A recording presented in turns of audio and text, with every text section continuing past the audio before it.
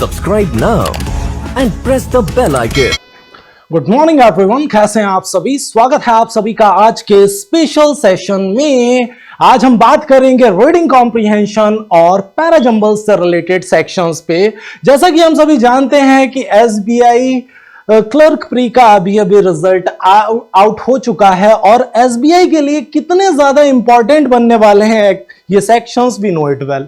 Reading comprehension का काफी ज्यादा वेटेज रहता है आपके बैंकिंग एग्जाम्स में, चाहे हम एसबीआई की बात करें, एफसीआई की बात करें, सिडबी की बात करें, ईएसआईसी की बात करें, तो ये जितने भी एग्जाम्स हैं इसमें आरसी का सेक्शन काफी ज्यादा पूछा जाता है और साथ ही साथ पैराजंबल्स के सेक्शंस का वेटेज लगातार इंक्रीज होता जा रहा है। सो एक बार बात कर लेते हैं आज के सेक्शंस पे और देखते हैं आज किस तरह का आरसी हमें मिलने वाला है और उसे हमें सॉल्व आउट कैसे करना है। So very good morning to all of you. So are you ready guys for today's paper? Yes or no?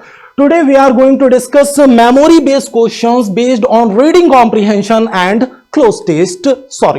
rearrangement of sentences. So शुरुआत करते हैं सबसे पहले reading comprehension के सेक्शन के साथ। So are you ready? Are you ready? Start करें session? Yes or no? Basically ये एक प्रीमियर सेशन होने वाला है जिसको आपको अच्छे से देखना है और अपने आंसर्स देने हैं चैट बॉक्स में। शुरुआत करते हैं पैसेज के साथ। बात हो रही है स्टील मिल्स की। अब देखते हैं पैसेज क्या कहना चाहता है और इससे रिलेटेड किस तरह के क्वेश्चंस हमारे एग्जाम में बन सकते हैं। जितने भी वर्ड्स हाईलाइटेड हैं यहां से आपको सिनोनिम्स और एंटोनिम्स से रिलेटेड क्वेश्चंस मिलने वाले हैं अभी के अभी, तो उन पे ज्यादा ध्यान देना है थोड़ा सा, ठीक है। So steel mills and cement factories have been equated by governments traditionally. अगर हम बात करें स्टील मिल्स की और सीमेंट फैक्ट्रीज की, इनको इक्वेट किया गया। इक्वेटेड मींस क्या होता है? समान करना किसी चीज को या जोड़ने से रिलेट किया जा सकता है, ठीक है। गवर्नमेंट के द्वारा ट्रेडिशनली इनको जोड़ा जाता है। बेसिकली गवर्नमेंट का फोकस इन पे सबसे ज्यादा रहता है। कुछ ऐसे भी आप रिलेट कर सकते हैं इसको। When urban people get a lot richer, millions of farmers remained mired in poverty. जो शहरी लोग हैं वो अमीर से अमीर होते जा रहे हैं, लेकिन ज्यादातर फार्मर्स जो हैं वो फंसे हुए हैं। माइंड को हम रिलेट कर सकते हैं स्टक्ड से। वो ज्यादातर फार्मर्स क्या हैं या गरीब लोग क्या हैं, विलेजर्स क्या हैं, फंसे हुए हैं गरीबी में। कुछ ऐसा कहना चाहता है। A dramatic shift in world economic policy has been caused by the recession in 2008. Fears of food shortage and a rethinking of anti-poverty priorities favoring agriculture. अब देखो ध्यान से समझना कि ये शिफ्ट कब आया। 2008 के रेसेशन में ये एक शिफ्ट देखने के लिए कहीं ना कहीं मिला। जो फियर था फूड शॉर्टेज का रेसेशन के टाइम पे, इससे क्या हुआ कि एग्रीकल्चर सेक्टर पे कहीं ना कहीं पॉलिसी मेकर्स का ध्यान गया, ठीक है। अब यहां पे अगर हम देखें, this happened before in 1970s में भी ऐसे ही कुछ हुआ था। when the food prices went up and then there was a real concern that the planet is not able to produce enough grains and meat for rising population. So अब यहां से अगर हम देखें कि ऐसी ही कंडीशन तब भी बनी थी, 1970s में भी इस तरह की कंडीशन बनी थी जब ये कंसर्न निकल के आ रहा था, इस तरह की प्रॉब्लम्स निकल के आ रही थी और ऐसा माना जा रहा था कि प्लेनेट पे जितने भी लोग हैं उनके लिए ये इनफ फूड प्रोड्यूस नहीं कर सकता। Investment was plowed by the developing world's governments and international aid organizations. The technological advancements boosted production. तो अब इसी के साथ क्या हुआ कि अलग अलग गवर्नमेंट्स के द्वारा एफर्ट किए गए, इंटरनेशनली और इंटरनेशनल ऑर्गेनाइजेशंस के द्वारा सहायता की गई, जिससे कि इसके प्रोडक्शन को बूस्ट किया गया। इसी टाइम पे क्या आया, हमारा ग्रीन रेवोल्यूशन भी आया, उसी की बात हो रही है आगे। This resulted in green revolution when food production exploded.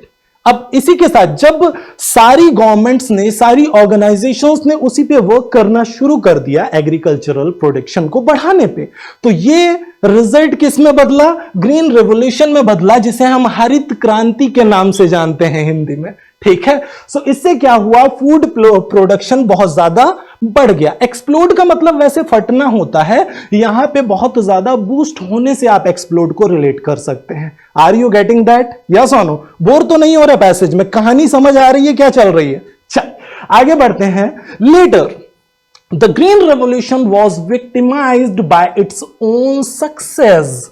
Since its peak in mid-90s, food prices plunged by 60% by the late 1980s. अच्छा, अब अगर हम बात करें प्लंज्ड की, प्लंज्ड बहुत ही प्यारा वर्ड है।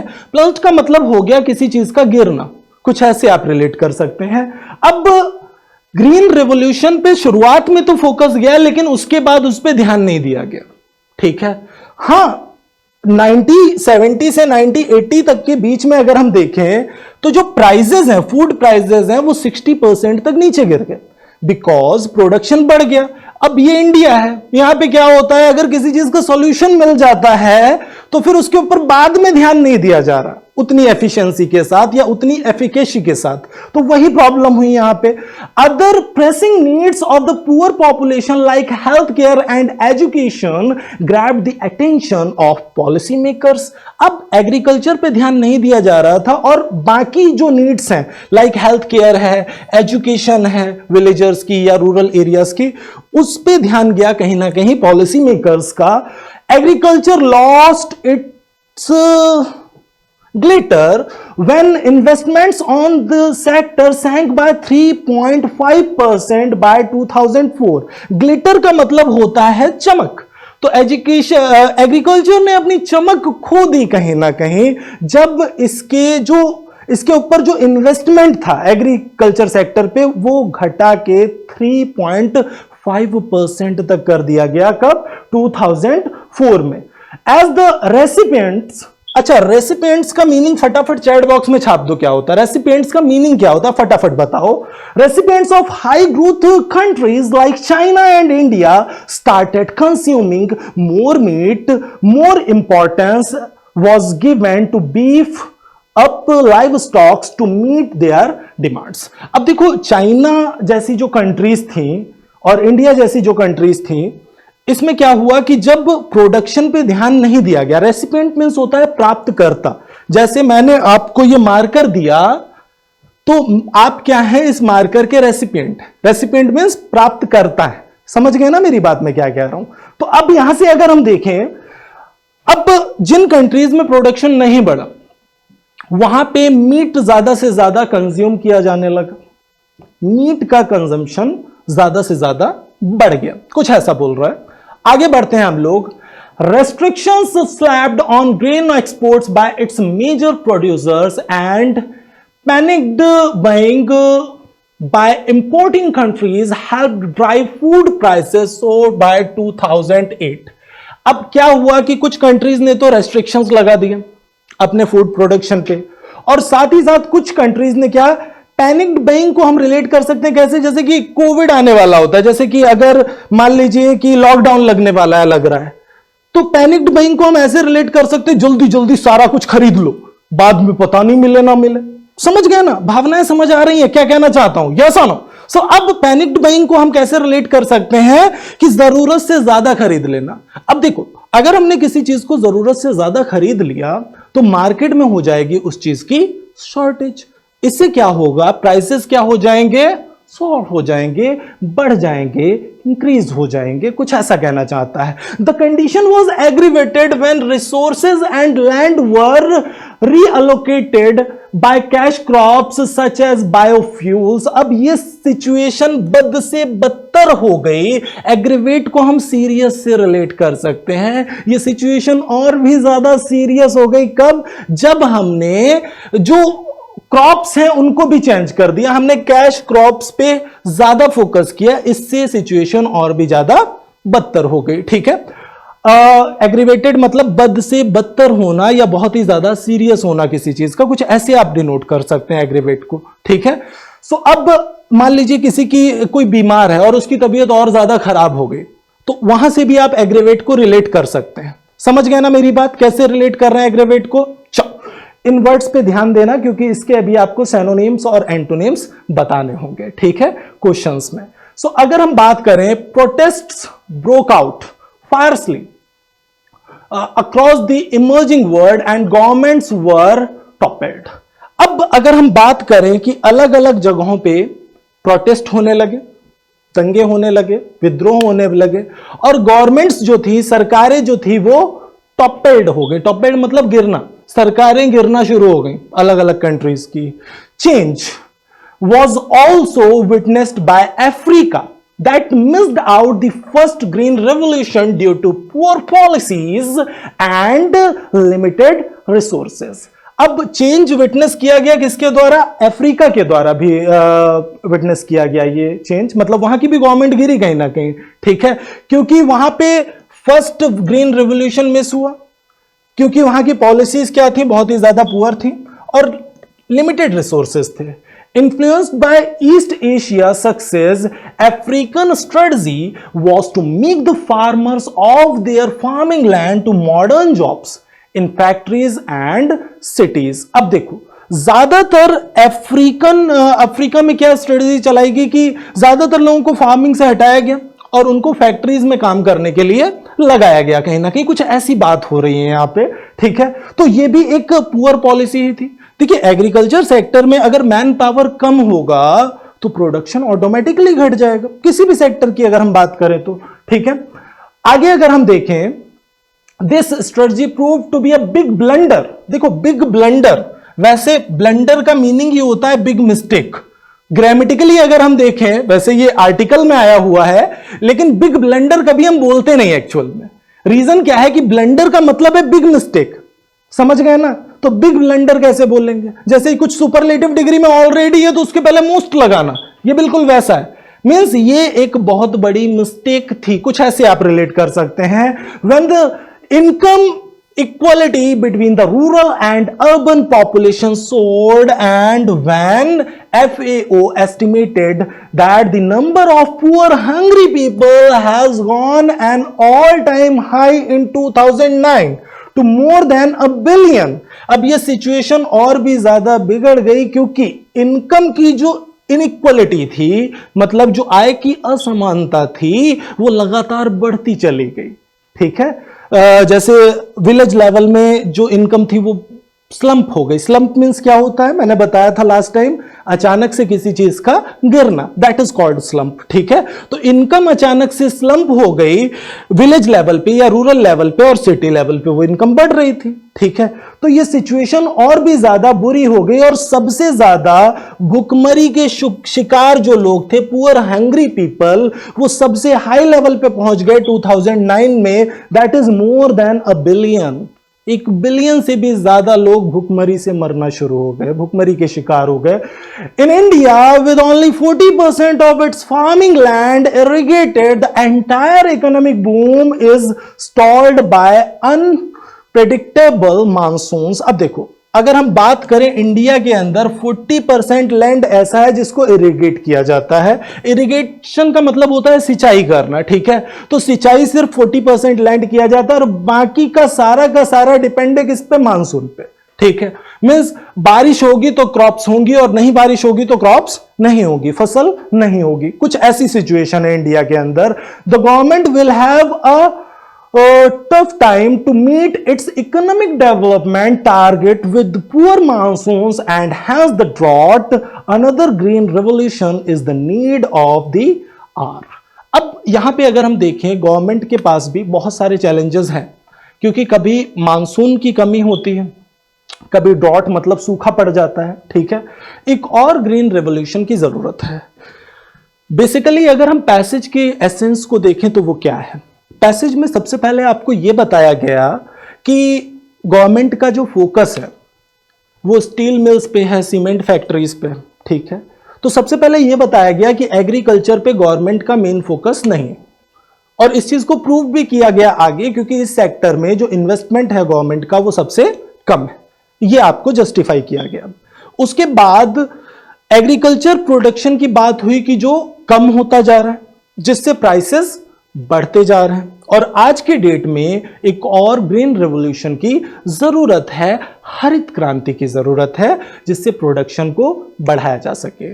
राइटर एक्चुअल में क्या करना चाहता है? राइटर गवर्नमेंट का फोकस कहीं ना कहीं लाना चाहता है, किस ओर? एग्रीकल्चर सेक्टर की ओर लाना चाहता है। समझ गया ना? अल्टीमेटली पैसेज का थीम समझ आ रहा है क्या है? समरी समझ आ रही है क्या है? चलिए चलते हैं फर्स्ट क्वेश्चन की ओर, और फर्स्ट क्वेश्चन आपके सामने है स्क्रीन पे। Which among the following is the reason for major shift in thinking of world economic policy according to passage? फटाफट देखो और पिक करो अपना आंसर।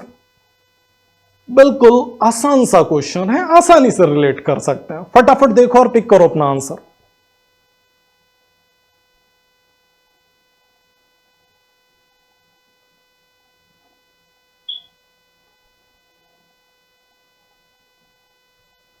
वेरी गुड, स्पीड में देखो और पिक करो अपना आंसर।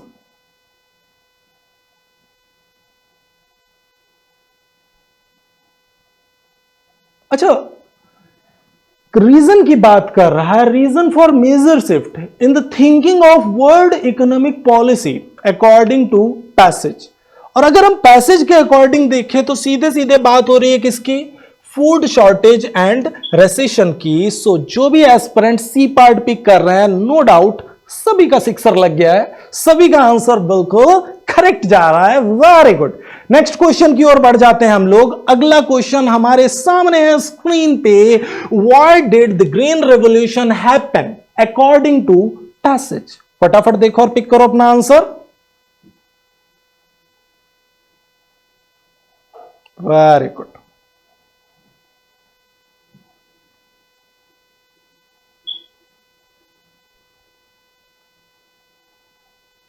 बिल्कुल आसान सा क्वेश्चन है।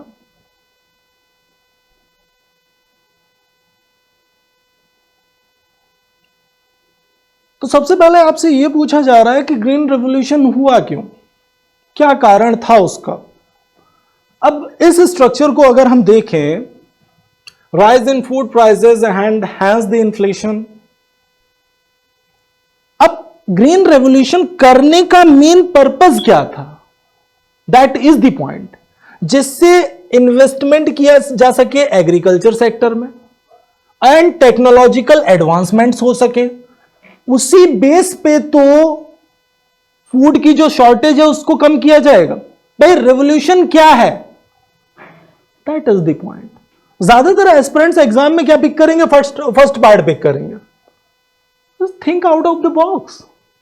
समझिए कि एक्चुअल में राइटर आपसे क्वेश्चन कर क्या रहा है। We need to identify that first.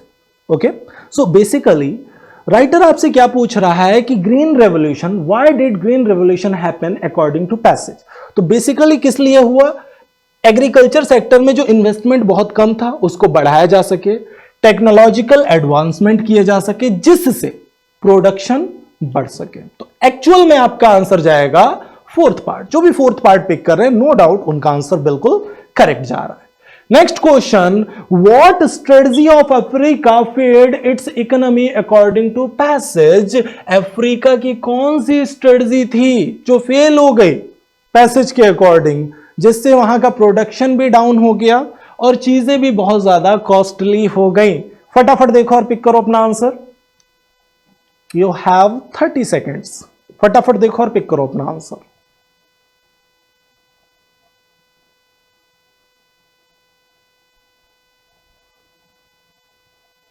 Very good,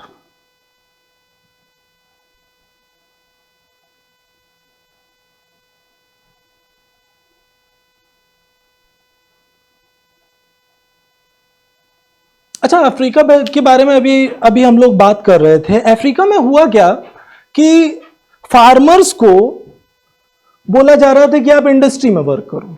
जिससे क्या हुआ, फार्मिंग के सेक्टर में जो मैन पावर थी उसकी कमी हो गई, जिससे प्रोडक्शन और भी ज्यादा गिर गया, कुछ ऐसा। तो आपका जो एक्चुअल आंसर जाने वाला है that would be C part, pulling off farmers to employ them in industries. So C would be the correct answer. Very good, well done everyone. Next question आपके सामने है स्क्रीन पे, why is food production necessary for political stability according to passage. Food production आखिर क्यों necessary है भाई political stability के लिए? बहुत सारी गवर्नमेंट्स गिर गई थी, अभी अभी बात हो रही थी पैसेज में। देखो फटाफट और पिक करो अपना आंसर, स्पीड में देखो और पिक करो अपना आंसर।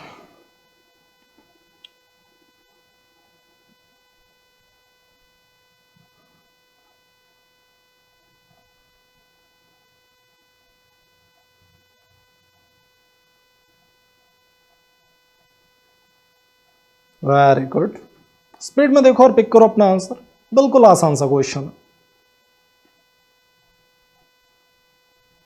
ओके, तो अब फूड प्रोडक्शन आखिर नेसेसरी क्यों है पॉलिटिकल स्टेबिलिटी के लिए या स्थिरता के लिए? अब देखो, अगर हम देखें, increase poverty results in economic inequality and affects the competence of country in world market. Inflation affects the countries economy, farmers commit suicide, and the international image of country is spoiled. Many upheavals, अच्छा यहां पे upheavals की बात हो रही है, upheavals का meaning बता देना भाई साथ में, ठीक है? By affected hungry people results in social unrest. अच्छा, upheaval को अगर हम रिलेट करें तो हम इसे रिलेट कर सकते हैं काया पलट से, या किसी भी चीज में जो खलबली है, कोई भी अगर रश है लोगों के अंदर, जो गुस्सा है लोगों के अंदर, उसको हम अपहेवल से रिलेट कर सकते हैं, ठीक है? काया पलट या खलबली इसके हिंदी मीनिंग होते हैं अपहेवल के, ठीक है? So many upheavals by affected hungry people. तो जो हंग्री पीपल हैं उनकी तरफ से विद्रोह तो होना ही होना है, जो रिजल्ट जिसका रिजल्ट होता है क्या? सोशल अनरेस्ट, और उसी की वजह से गवर्नमेंट्स गिर रही थी। तो आपका जो एक्चुअल आंसर जाने वाला है यहां से ultimately, that would B D part. जो भी डी पार्ट पिक कर रहे हैं, नो डाउट सभी का सिक्सर लग चुका है। Very good. नेक्स्ट क्वेश्चन आपके सामने है स्क्रीन पे, what is the main purpose of the author in writing this passage. अब ऐसे क्वेश्चन जब आते हैं तो समझ नहीं आता अब क्या पिक करें, अब तो सारा ही सही लग रहा है, ठीक है? देखो ऑथर का मेन पर्पस क्या है आखिर इस पैसेज को राइट डाउन करने का, लिखने का। फटाफट देखो और पिक करो अपना आंसर। विल हैव इट्स, यहां पे कुछ ऐसा लिखा है, ठीक है? Will have it's. स्पीड में देखो और पिक करो अपना आंसर।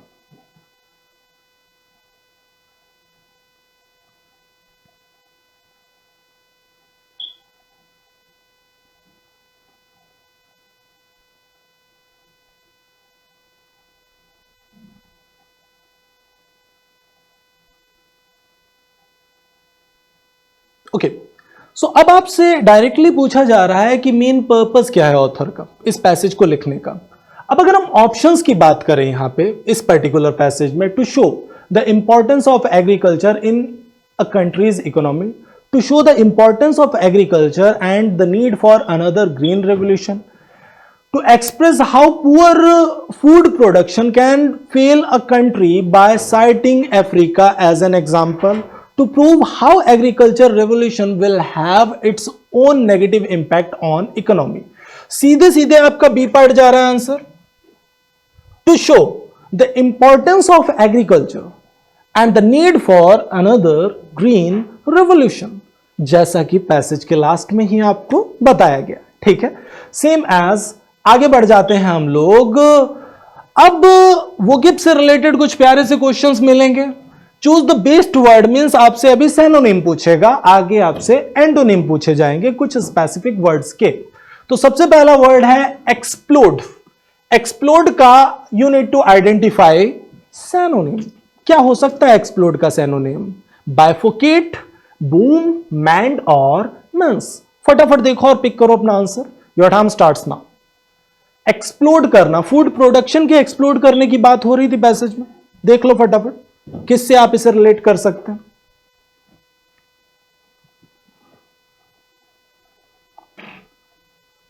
Very good.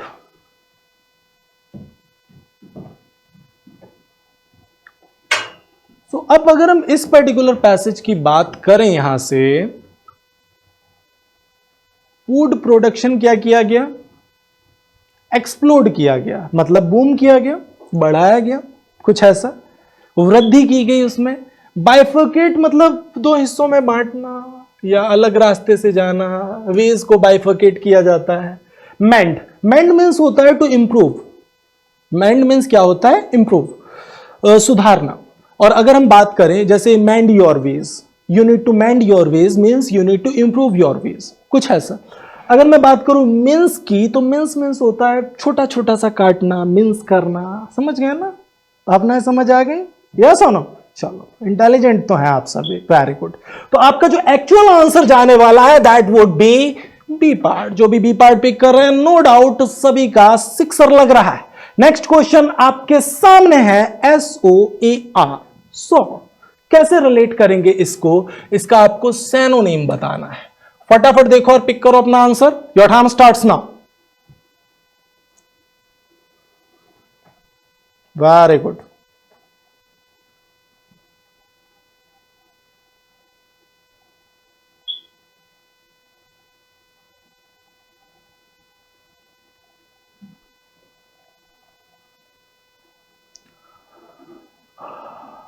काफी आसान सा वर्ड है।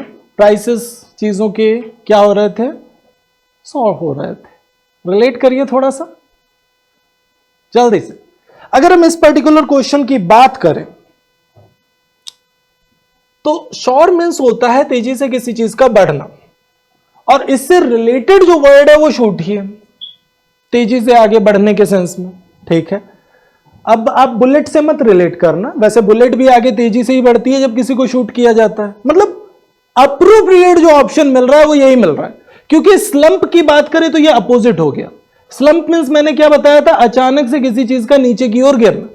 जब भी आप सैनोनिम्स कर रहे होते हैं तो हमेशा एक चीज का बहुत अच्छे से दिमाग में ध्यान रखेंगे कि सैनोनिम का मतलब ये बिल्कुल नहीं होता कि आपको सेम वर्ड चाहिए, आपको मोस्ट अप्रोप्रिएट वर्ड चाहिए जो लगभग सिमिलर मीनिंग रखे। एक्चुअल में सॉर एंड शूट दो अलग अलग वर्ड्स हैं, ध्यान देना। बस तेजी से रिलेट किया जा रहा है इसलिए ये दोनों अप्रोप्रिएट बन रहे हैं और इसी बेस पे हमें आंसर भी मिल रहा है, ठीक है। सो अगर हम बात करें अगले वर्ड की तो यहां पे एक वर्ड है लैंड। लैंड मतलब उतरने से हम रिलेट कर सकते हैं किसी चीज का लैंड करना। और अगर हम बात करें स्लिथर की, स्लिथर मीन्स होता है किसी चीज का क्रॉल करना, रेंगना, जमीन पे रेंगना, that is called slither. I hope सारे वर्ड सभी को क्लियर हो गए होंगे। डन, चल आगे बढ़ जाते हैं हम लोग। मायर, मायर वर्ड का आपको सैनोनिम चाहिए, मायर वर्ड का आपको सैनोनिम चाहिए। ज्यादातर लोग पॉवर्टी में क्या थे, मायर्ड थे पैसेज के अकॉर्डिंग। फटाफट देखो और पिक करो अपना answer, your time starts now. Very good.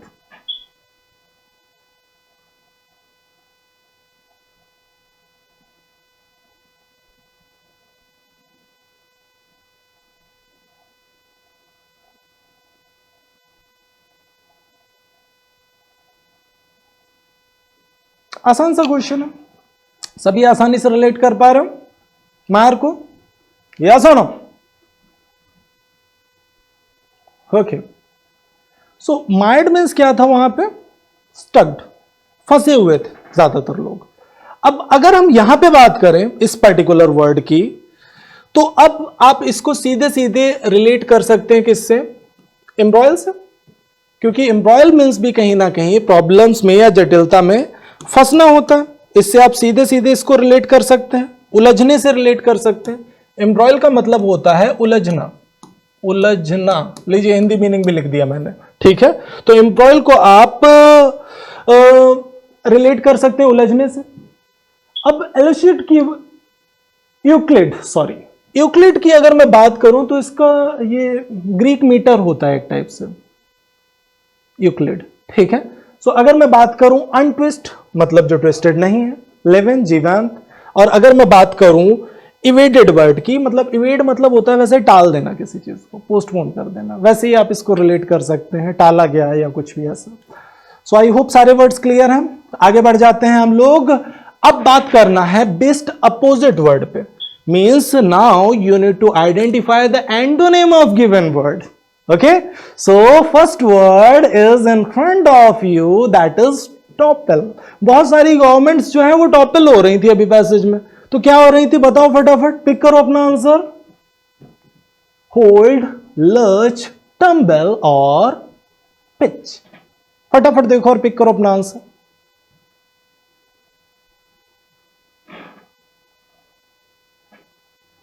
Very good.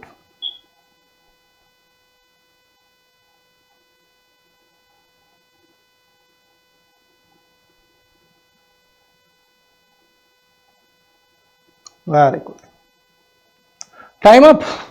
So topple का मतलब था गिरना, तो आंसर सीधे सीधे चला जाएगा होल्ड। और लर्च तो बहुत ही प्यारा वर्ड है, एक ईडियम होता है, बताओ मीनिंग क्या होता है? Leave someone in lurch. What is the meaning of this particular idiom? Leave someone in lurch. What is the meaning? किसी को उसकी डिफिकल्टीज में छोड़ देना, या किसी को उसकी प्रॉब्लम्स में छोड़ के चले जाना। समझ गए ना, यही तो होता है ना इस ईडियम का मीनिंग। तो लर्च मींस डिफिकल्टी या प्रॉब्लम से आप रिलेट कर सकते हैं इसको, यस और नो? डिफिकल्टी या प्रॉब्लम से सीधे सीधे आप इसे रिलेट कर सकते हैं। सो अब अगर मैं बात करूं टंबल की, ठोकर लगने से आप सीधे सीधे इसको रिलेट कर सकते हैं टंबल को, यस और नो?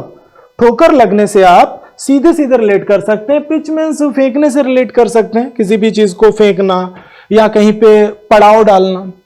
जैसे कभी कभी होता है ना, लोग हिल्स पे घूमने के लिए जाते हैं, वहां पे पड़ाव लगा दिया अपना, चलो यहीं पे रुकेंगे आज शाम को, हाँ। So that is also pitch. So आगे बढ़ते हैं हम लोग। एग्रेवेट, एग्रेवेट का आपको चाहिए antonym. You need to identify the opposite word for aggravate. फटाफट देखो और पिक करो अपना answer. Your time starts now.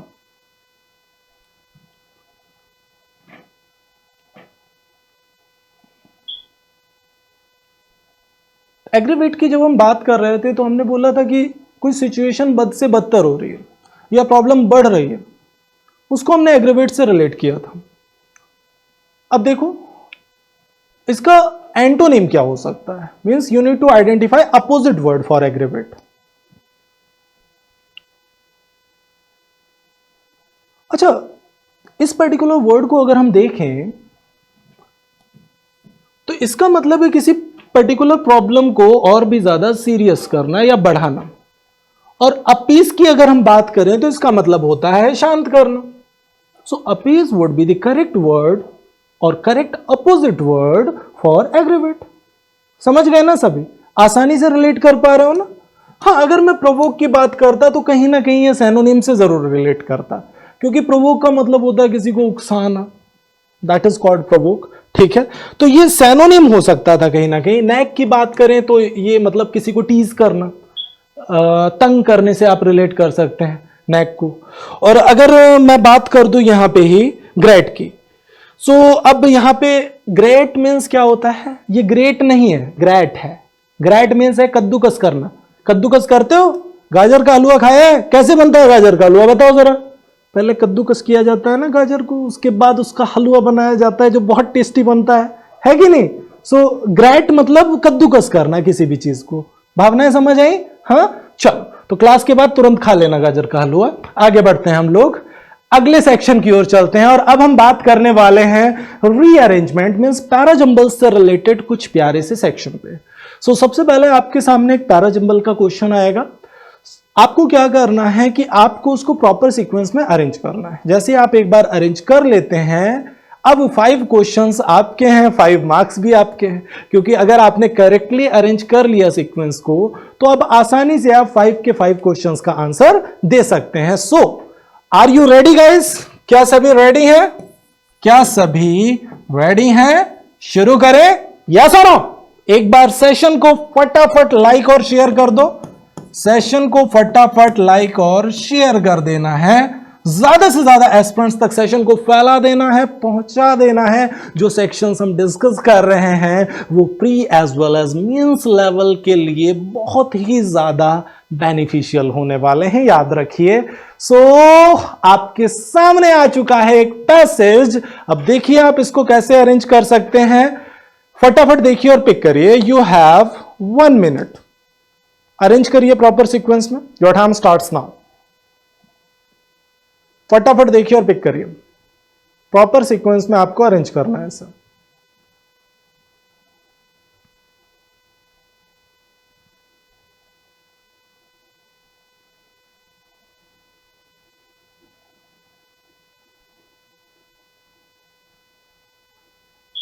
बात चल रही है मैनेजमेंट की। मैनेजमेंट किस तरह से हेल्प करता है वर्क्स को अलाइन करने में, चीज़ों को आगे बढ़ाने में, ऐसी कुछ बात चल रही है ना। चलो पिक करो फटाफट आंसर।